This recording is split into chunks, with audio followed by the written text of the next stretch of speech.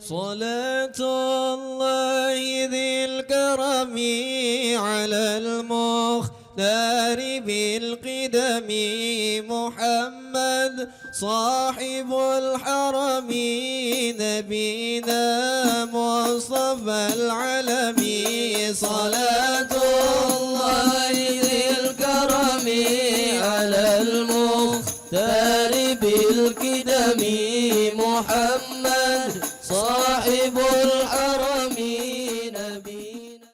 Hadirin hadirat yang dimuliakan Allah, wa hamdan li rabbin khassana bi Muhammadin wa anqadhana min dhulmatil jahli wad dayajiri.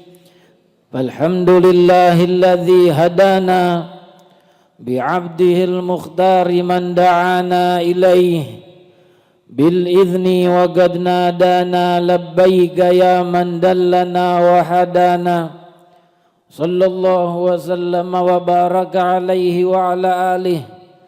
Alhamdulillahilladzi jama'ana fi hadzal majma'il karimil mubarak.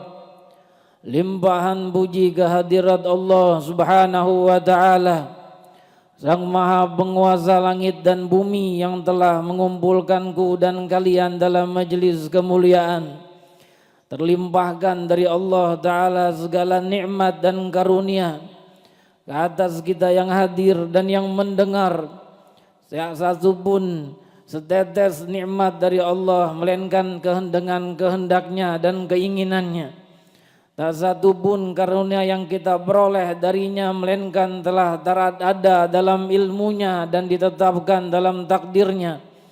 Maka beruntunglah seorang hamba ketika ditetapkan Allah menjadi penghuni surganya, dan celakalah yang sebaliknya. Ya Rabbana ya Rahim ya Hayy ya Qayyum, wahai Allah Sang Penguasa alam semesta, tulis nama-nama kami yang hadir dan yang mendengar menjadi bagian dari yang menghuni surgamu fi yaumil akhir. Amin ya rabbal alamin. Hadirin hadirat yang dimuliakan Allah, lalu dari perantara dan dari wasilah siapa kita mendapatkan karunia besar ini dari Allah kalau bukan wasilah Sayyidina Muhammad? Kalau bukan dengan jasa besar Sayyidina Muhammad, kalau bukan dengan doa dan munajat Sayyidina Muhammad sallallahu alaihi wasallam ketika di suatu malam beliau berdoa dan berdoa seperti tersebutkan di dalam hadis, di tengah malam ia berdoa dengan doa yang begitu hebatnya, lalu didengar oleh Sayyidatina Aisyah radhiyallahu taala anha wa ardhaha, lalu ia pun berdoa mendoakan beliau. Dan senang Sayyidatina Aisyah dengan doa tersebut. Lalu beliau berkata kepada istri tercintanya ini, tidakkah engkau senang wahai Aisyah? Lalu beliau menjawab, sungguh aku senang wahai Rasulullah. Beliau pun kemudian mengatakan, sungguh itu adalah doaku setiap malam untuk umatku. Itu adalah doaku setiap malam untuk umatku. Termuliakan mereka yang dimuliakan Allah berkat doa Sayyidina Muhammad, dan terselamatkan mereka yang akan diselamatkan Allah di yaumil qiyamah dengan berkat Sayyidina Muhammad sallallahu alaihi wasallam. Ketika para nabi semua berlepas tangan dan hanya mengatakan, pikirkan diri sendiri, aku tak dapat menolong kalian, tapi maju ke depan ke hadapan Allah, bersujud di hadapannya di bawah arasnya, memikirkan segenap umat yang begitu banyak dalam kesulitan, dan kemudian doanya pun didengar, maka tersingkaplah semua huru-hara dan kegelisahan mereka berkat Sayyidina Muhammad sallallahu alaihi wasallam. Maka berbanggalah, tidak ada sebuah umat yang memiliki Nabi seagung ini, yang memiliki Nabi semulia ini, yang memiliki Nabi jasanya sebesar Nabi ini. Rasulullah sallallahu alaihi wasallam berjuang demiku dan demi kalian. Kalau seseorang orang tua memikirkan anaknya untuk keselamatannya wajar, tetapi Rasul sallallahu alaihi wasallam ketika beliau ditimbuki di negeri Taif dikatakan dengan ucapan-ucapan yang keji oleh penduduk Taif, dikatakan gila, dikatakan penyihir, ditimpuki dengan batu sampai berdarah beberapa tempat di tubuh beliau. Lalu ketika Sayyidina Jibril alaihissalatu wassalam datang kepada Rasul dan minta izin kepada beliau bahwa malaikat Akhsyabain yang menguasai 2 gunung, 2 bukit di tempat itu sudah siap menerima perintah dari sang Rasul. Jikalau diizinkan oleh Rasulullah, maka akan dicabut gunung itu dan ditimpakan kepada mereka penduduk Taif sehingga mereka binasa dan mereka dihancurkan Allah. Tapi apa kata Rasulullah? Tidak, wahai Jibril, inni la arju an yakhruja min aslabihim man yansuru hadzal din. Sungguh aku mengharap akan keluar dari tulang sulbi mereka yang membela agama dan syariat ini. Tidak hanya dipikirkan mereka yang hidup, bahkan yang di dalam tulang sulbi mereka yang memusuhi Rasul dipikirkan oleh Nabi Muhammad sallallahu alaihi wasallam. Moga kemuliaan ini terus kita bawa sampai alamul barzakh dan mengiri kita sampai yaumul qiyamah. Bangkit kita dihadap dari kubur kita, dipanggil oleh Rasul, bergabung dengan beliau, dituntun oleh beliau sampai di surganya Allah Subhanahu wa taala, sehingga kita terus berdampingan dengan Sayyidina Muhammad sallallahu alaihi wasallam. Amin amin ya rabbal alamin. Hadirin hadirat yang dimuliakan Allah, di malam ini kita berkumpul mengingat Rasul dan perjuangan beliau, dan kita pun berkumpul berzikir kepada Allah Ta'ala, mengingat akan kekuasaannya yang begitu sangat besar di atas seluruh makhluknya, dan tak ada yang terjadi di dunia melainkan dengan kehendaknya, dan cukup ia mengatakan kun fayakun, jadi maka jadilah. Hadirin hadirat yang dimuliakan Allah, juga di malam ini kita akan berbicara tentang kemuliaan sedekah yang dikeluarkan oleh seseorang di alam dunia untuk kebaikan. Rasul sallallahu alaihi wasallam bersabda dalam hadis, inna sadaqatal mu'min tamna'u mitatassu. Beliau mengatakan dalam hadis, inna sadaqatal mu'min, bahwa sedekah seorang yang beriman itu, inna sadaqatal muslim, bahwa sedekah orang yang muslim yang beriman kepada Allah Subhanahu wa taala memanjangkan umurnya, tutawwil lahu umra wa tamna'u mitatassu, memanjangkan umurnya dan mencegah orang tersebut dari kematian yang buruk. Begitu kata Rasulullah sallallahu alaihi wasallam. Sedekah ini yang dikeluarkan oleh kaum muslimin muslimat besar ataupun kecil, maka begitu banyak manfaatnya, dan yang di antara yang terpentingnya disebutkan dalam hadis tadi. Tamna'u mitatassu, mencegah dari kematian yang buruk. Apa kematian yang buruk? Di antara kematian yang buruk, seseorang wafat dalam su'ul khatimah. Na'udzubillahi min dzalik.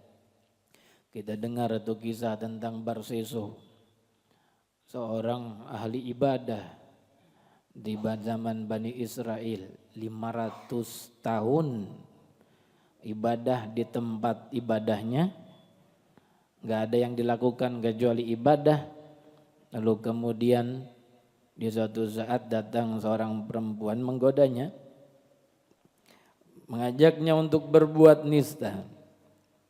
Lalu kemudian dia tolak. Kemudian dirayunya lagi untuk membunuh orang lain. Kemudian dia pun ditolak, pembunuhan adalah dosa besar. Lalu dirayu untuk meminum minuman memang memabukkan. Ini minum segelas khamr dikit aja nih minum. dirayu, akhirnya dia pun meminum khamar itu. Sampai kemudian mabuk. Ketika mabuk karena banyak minum khamar, lalu ia pun meniduri perempuan tadi, berzina dengannya. Kemudian setelah berzina, ia pergi kemudian membunuh orang lain. Gara-gara khamar, perbuatan itu semuanya dikerjakan. Membunuh iya, berzina iya. Lalu apa? Setelah itu ditangkap oleh masyarakatnya. Ini ternyata orang yang berlagak soleh ini kerjanya ibadah di tempat ibadah, ternyata berbuat hal yang seperti ini. Kemudian mereka pun akhirnya membunuhnya. Diberamaikan oleh masyarakatnya, wafat dalam su'ul khatimah. Akhir umurnya berzina, kemudian membunuh juga dan minum khamr juga. Menyeramkan, sesuatu yang disebut dengan husnul khatimah, dengan su'ul khatimah, tetapi dapat ditolak dengan sedekah, dengan banyak bersedekah kepada Allah Subhanahu wa taala. Harta yang kita miliki kita keluarkan sedikit, kita keluarkan yang kita mampu untuk fakir miskin, untuk orang-orang yang membutuhkan, maka tercatat di sisi Allah Ta'ala, ia akan membela kita di yaumil qiyamah dan menyelamatkan kita dari kematian yang buruk. Bahkan dipanjangkan umur, kata Rasul di dalam hadis tadi, dengan berkat sedekah. Artinya diberkahi umurnya. Bagian ulama, jikalau hadis menyebutkan panjang umur, ada amalan yang membuat panjang umur. Sebagian ulama mengatakan maknanya umurnya diberkahi Allah. Dari umur yang diberikan Allah banyak diisi dengan hal-hal yang mendatangkan keberkahan, ibadah, sholat, zikir, puasa dan lain sebagainya. Macam-macam ibadah banyak yang diwajibkan dan disunnahkan oleh Allah Ta'ala dan Rasul, diisi umurnya dengan ibadah itu, maka ini mendatangkan keberkahan dalam umur. Didapat ini oleh seseorang dengan berkat sedekah. Dalam hadis lain Rasul katakan, shadaqatus sirri tadfa'u ghadabar rabb.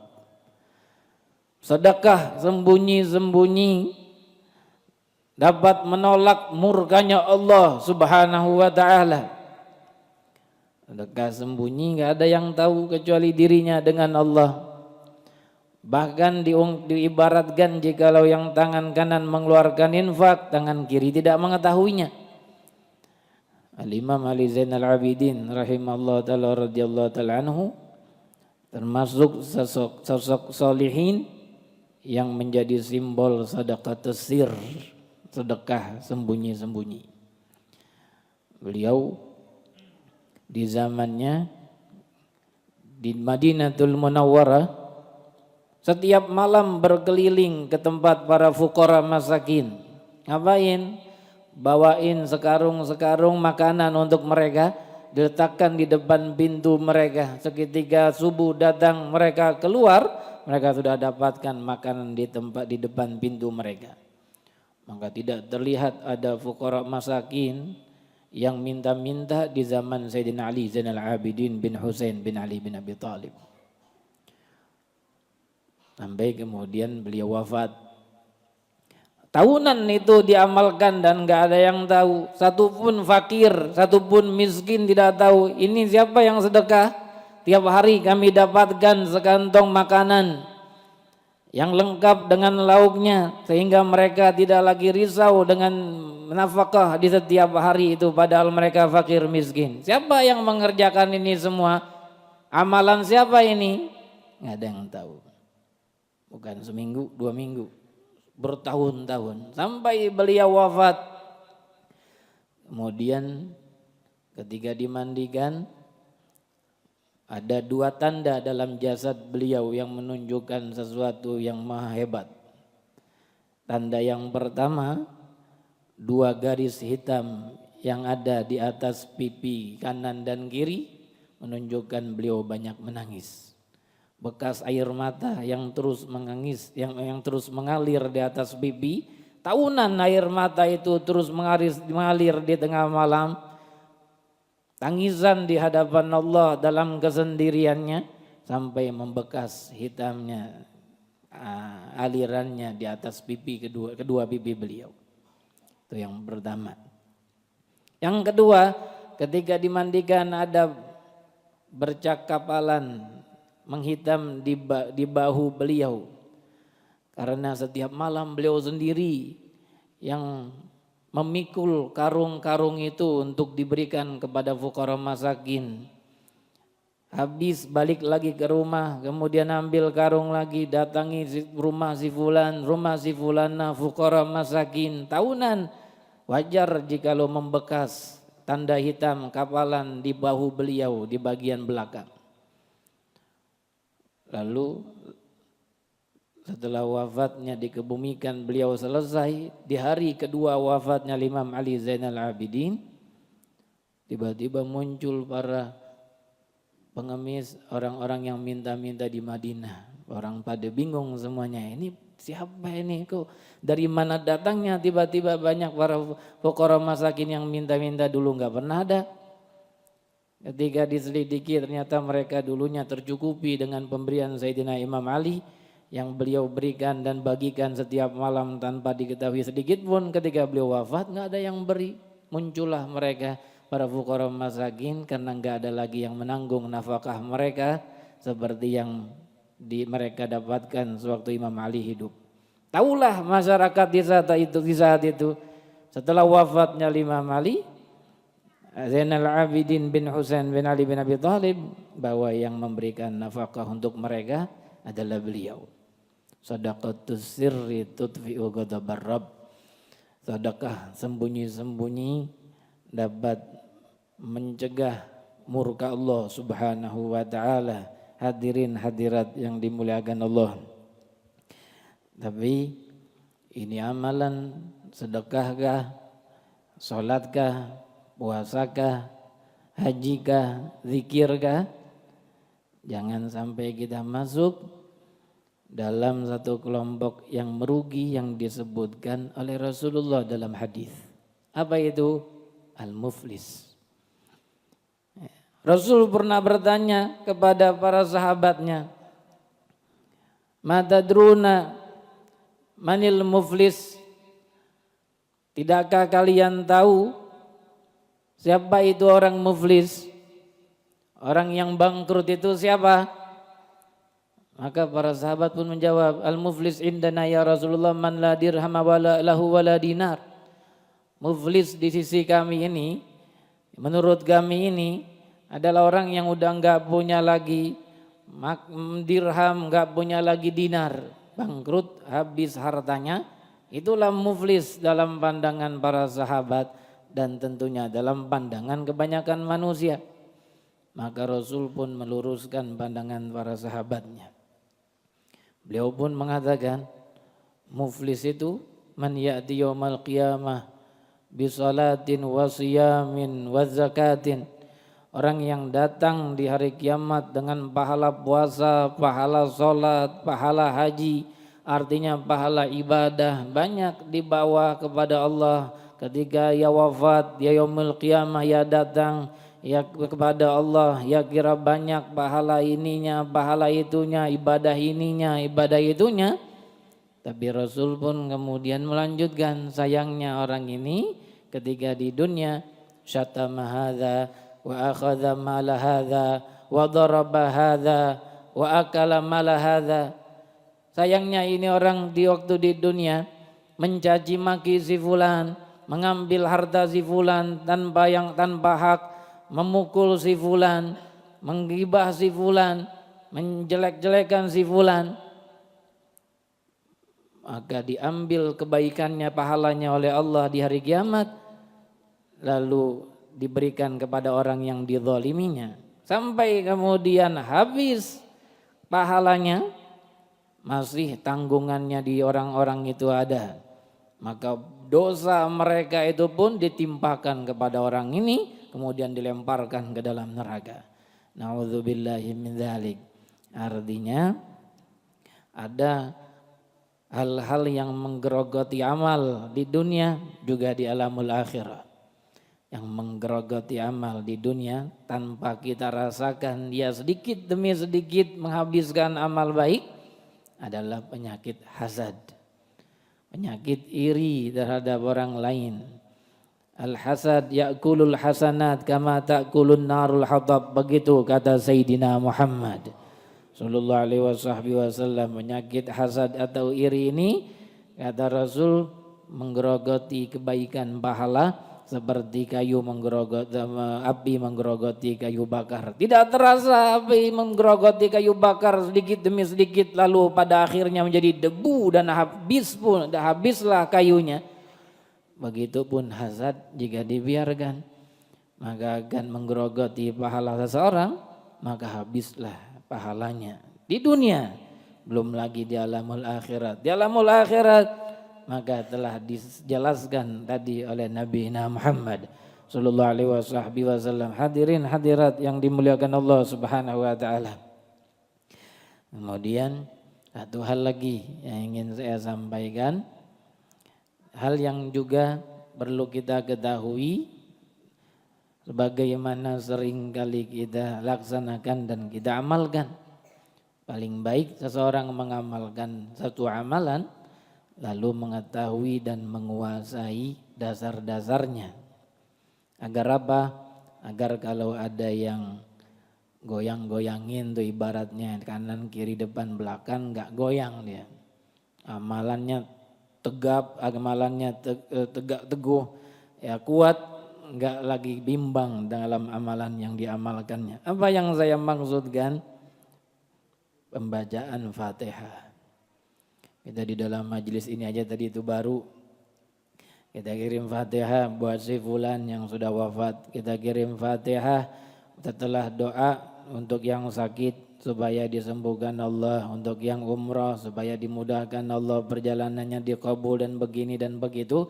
Kemudian setelahnya kita akhiri dengan pembacaan Al-Fatihah.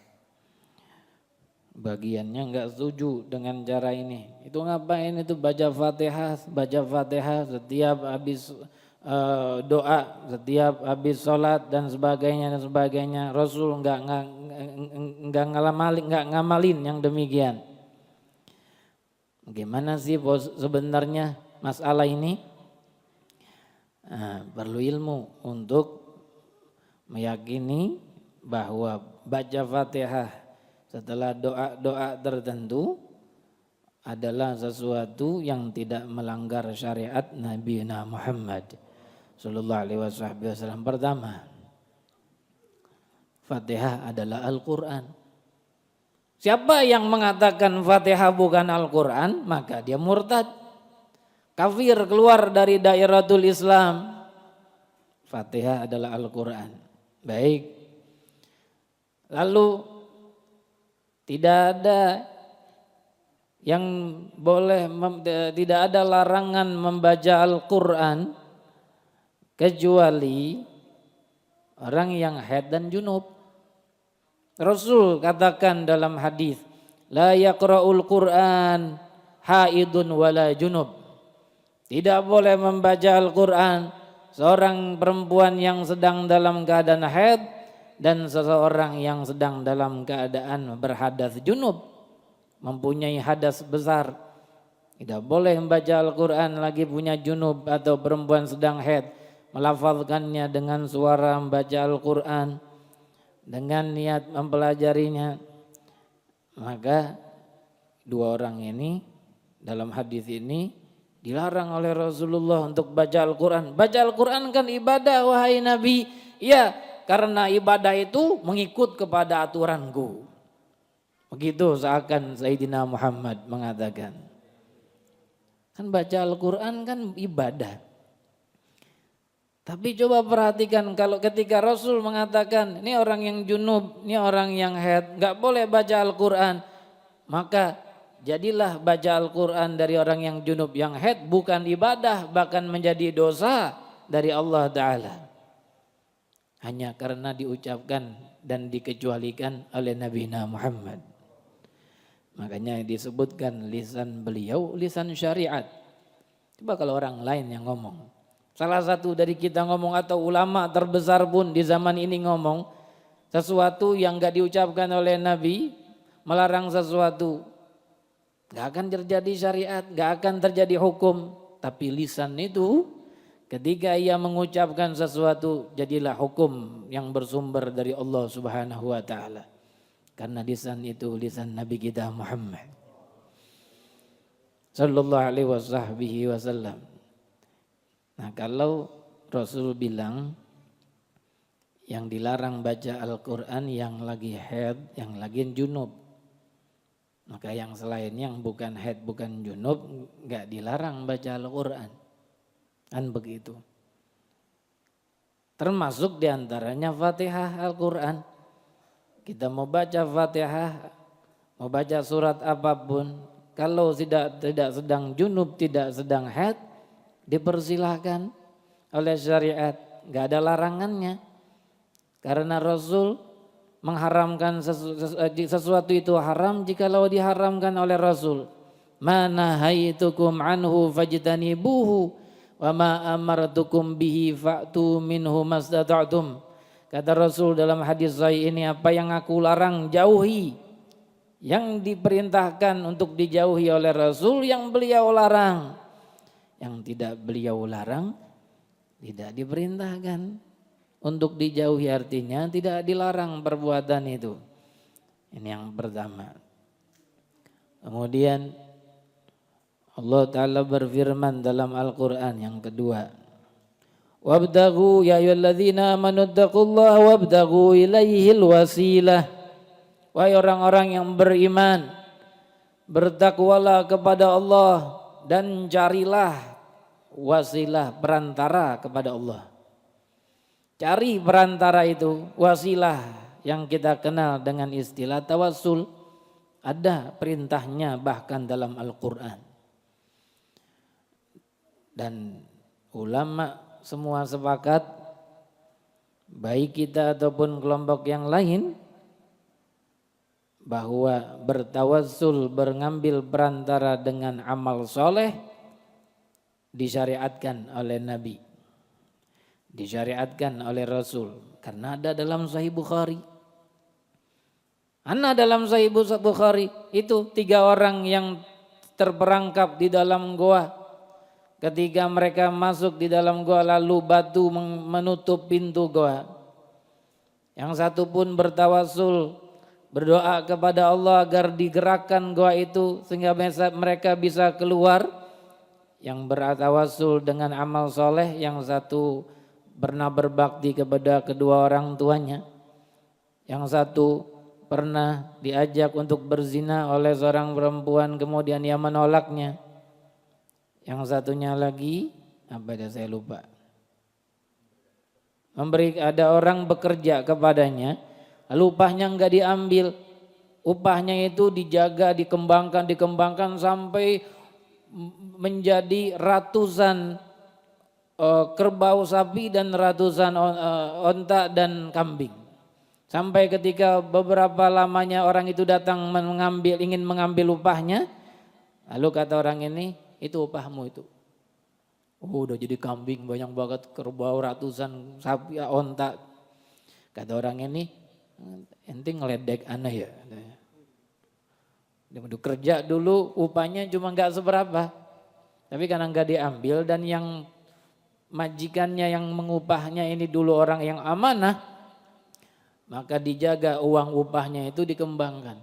Ente ngeledek ya, ini masa upahannya sebanyak ini. Tidak, katanya ini benar upahmu, aku kembangkan, aku jaga.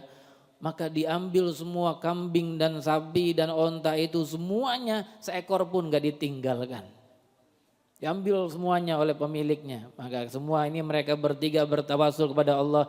Ya Allah, jika engkau terima amal baik kami itu, maka gerakkan dan geserkan batu besar ini. Setiap satu orang berdoa geser dikit. Siapa yang geser? Allah. Gak ada orang, gak ada sesuatu yang menggerakkannya. Allah yang menggerakkannya dengan berkat doa dan berkat tawassul dengan amal baik. Satu berdoa bergeser, satu lagi berdoa bergeser, yang ketiga berdoa bergeser, maka mereka pun keluar dengan selamat. Kalau enggak jadi bangkai di dalam doa, di dalam goa itu bertiga. Gak bisa makan, gak bisa minum, mati di situ. Tapi berkat tawasul dengan amal soleh, Allah dengar doa mereka, maka mereka pun selamat.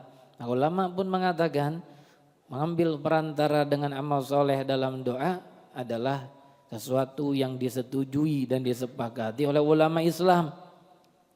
Dan ini termasuk tawasul dengan amal soleh. Siapa yang mengatakan bahwa baca Al-Quran khususnya surat Al-Fatihah bukan amal soleh? Siapa yang berani mengatakan demikian? Baca Al-Fatihah amal soleh.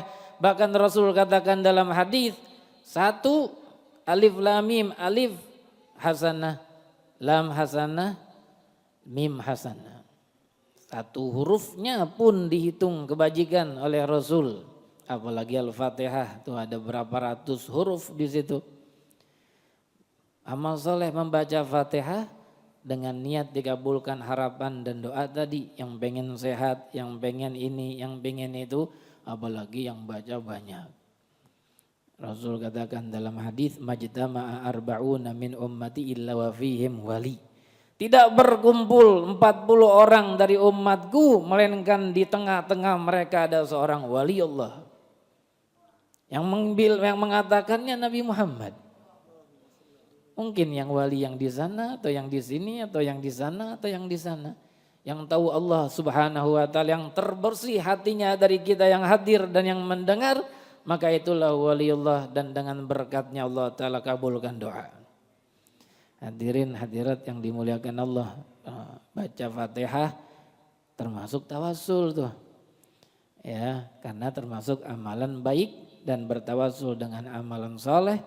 Diijma'kan ulama bahwa itu adalah boleh. Hadirin hadirat yang dimuliakan Allah.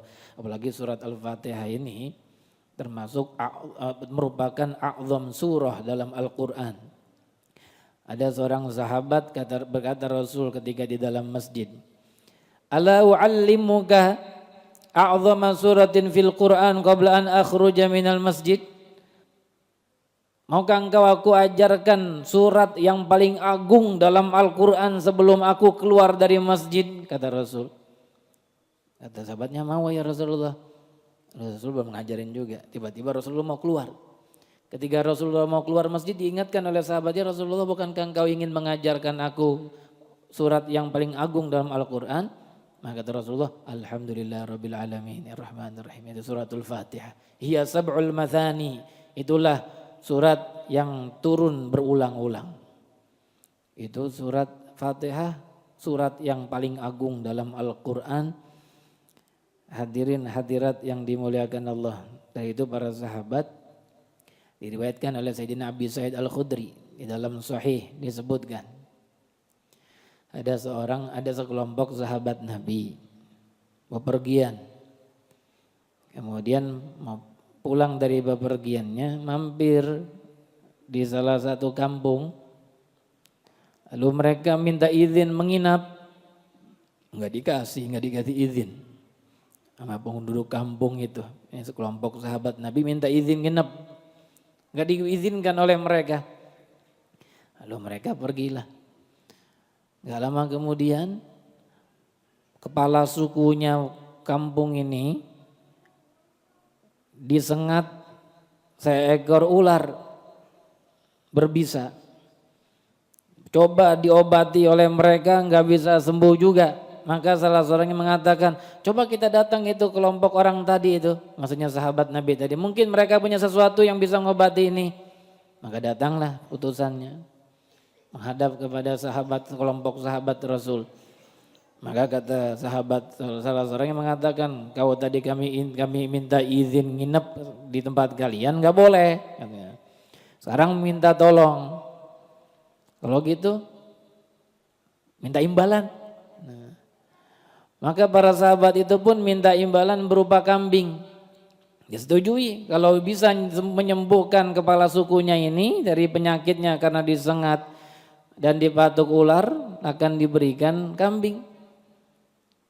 Maka pergi salah seorang sahabat, dilihat kepala sukunya yang sakit. Kemudian diruqyah. Dengan apa? Baca suratul Fatihah. Dibacakan suratul Fatihah, tiba-tiba sembuh. Berkat suratul Fatihah. Karena begitu besarnya kadar Fatihah dalam diri para sahabat, maka itu yang digunakan ketika ingin meruqyah dan mengobati orang ini. Padahal kan kalau dari ilmu kedokteran, apa hubungannya baca Fatihah sama racun ular? Apa hubungannya coba? Tapi Allah punya kuasa. Allah ingin buktikan ini kalamullah, ini kalamku, ucapanku, firmanku. Mempunyai banyak manfaat dan banyak hikmah dan kandungan di dalamnya. Kalian berpikir tidak ada hubungan antara baca Fatihah dengan racun ular, tetapi aku yang maha menyembuhkan. Jika aku ingin maka terjadilah. Begitu para sahabat mau tak begitu yakin Allah Ta'ala punya kuasa. Maka baca Fatihah sembuh. Dapat kambing. Dibawa ke teman-temannya. Kata sahabat yang lain, itu bagi-bagi deh kambingnya. Nah, yang mengobati ini sahabat yang mengobati tadi, yang meruqyah tadi bilang, "Tar lu tahan. Ya, kita tanya Rasulullah dulu, ini boleh nggak kita makan nih?" Karena orang ini dulunya pernah jadi dukun di zaman jahiliyah dan ketika ia jadi dukun dulu juga dikasih imbalan. Ini nih kayak hampir sama nih. Nah, tahan dulu, tanya Rasulullah, boleh nggak nih kita makan? Lihat para sahabat tuh.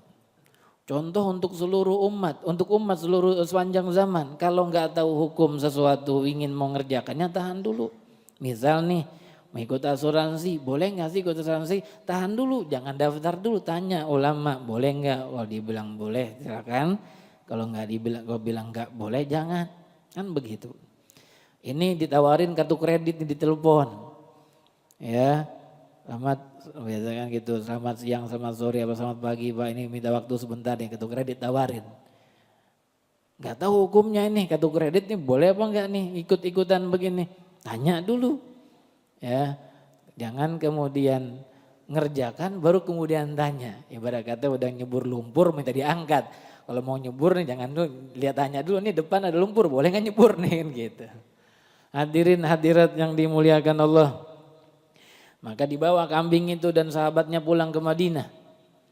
Mereka pun bercerita kepada Rasul kejadian itu dan kemudian Rasul katakan, kalau begitu ikut sertakan aku bersama kalian, nanti ajak aku makan bersama kalian. Innama hiya ruqyah. Sesungguhnya Fatihah itu adalah ruqyah, penyembuh. Maka Rasul pun memakan bersama mereka yang artinya dibolehkan. Ya, beda dengan yang dulu dukun pakai dia menjadi dukun, ucapannya bacaan bahasa jin, bahasa enggak ketahuan apa itu yang dipakai, ini bahasa Al-Qur'an. Maka dibolehkan oleh Nabi Muhammad sallallahu alaihi wasallam. Begitupun orang-orang kita jika berobat dengan bacaan Al-Quran atau bacaan wirid zikir dari Rasul yang sumbernya dari beliau atau dari doa para aulia, para salihin, gak jadi masalah. Tapi kalau didoain baca doa dilihat bacaannya apa, dosang sekerta apa, nggak tahu kita dulu bacaannya. Hati-hati ya, khawatir masuk dalam perangkap ya, datang ke dalam dukun-dukun yang tidak dibolehkan oleh Allah dan Rasul sallallahu alaihi wasallam. Hadirin hadirat yang dimuliakan Allah, pembahasan kita masalah Fatihah tadi itu, sahabat menggunakan Fatihah di dalam ruqyahnya karena Fatihah mempunyai makna besar di dalam hati dan di dalam kehidupan mereka. Semoga Allah Ta'ala membesarkan hati kita, meluaskan pandangan kita dan mensucikan hati sanubari kita. Semoga Allah Ta'ala berikan kita jalan yang mustaqim, jalan yang lurus di dunia wa fil alamil akhirah. Allah Ta'ala bentangkan kepada kita di alam dunia kemudahan sampai bertemu Allah. Tidak wafat kita melainkan kita telah mendapatkan ma'rifatullah, telah mengenal Allah dengan sebaik-baiknya dan telah mencintai Nabi Muhammad sallallahu alaihi wasallam dengan secinta-cintanya sehingga kita dikumpulkan bersama beliau di yaumil qiyamah. Kita berzikir kepada Allah, kita mengumandangkan namanya yang suci dan asma'nya yang agung.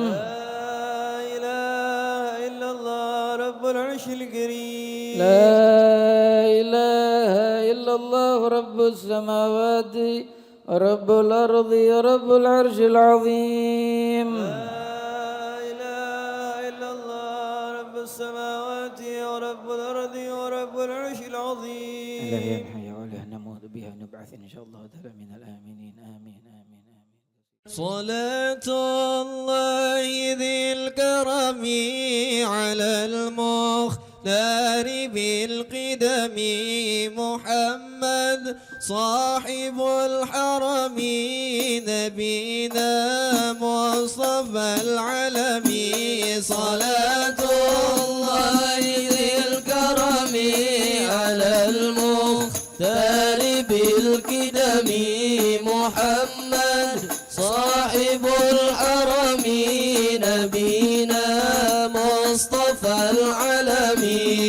إمام الأنبياء الكل شريف الفرع والأصل. إمام الأنبياء الكل شريف الفرع والأصل. حميد القول والفعل جميل الخلق والشيم. صلاة الله ذي الكرم على المختار بالقدم محمد صاحب الحرم نبينا مصطفى العلم. ورب الحسن كمله وبالأنوار جمله. ورب الحسن كمله وبالأنوار جمله. وشرفه وفضله على الأكوان كلهم. صلاة الله ذي الكرم على المختار بالقدم محمد صاحب الحرم نبينا مصطفى العلم. حبيبي إنني هائم ولك يا مصطفى خادم. حبيبي إنني هائم ولك يا مصطفى خادم. وربي في الفؤاد عليم وقلبي فيك ذو همم. صلاة الله ذي الكرم على المختار بالقدم محمد صاحب الحرم نبينا مصطفى العلم. جمال الوجه هيمني ونور الحد تيمني. جمال الوجه هيمني ونور الحد تيمني. حول العين أحرمني أمين نومي وظلمي. صلاة الله ذي الكرم على المختار بالقدم محمد صاحب الحرم نبينا مصطفى العلم. نجد يا سيدي وارحم متيم في هواك مغرم. تجد يا سيدي وارحم متيم في هواك مغرم. فأنت سيد الأكرم علي القدر والهمم. صلاة الله ذي الكرم على المختار بالقدم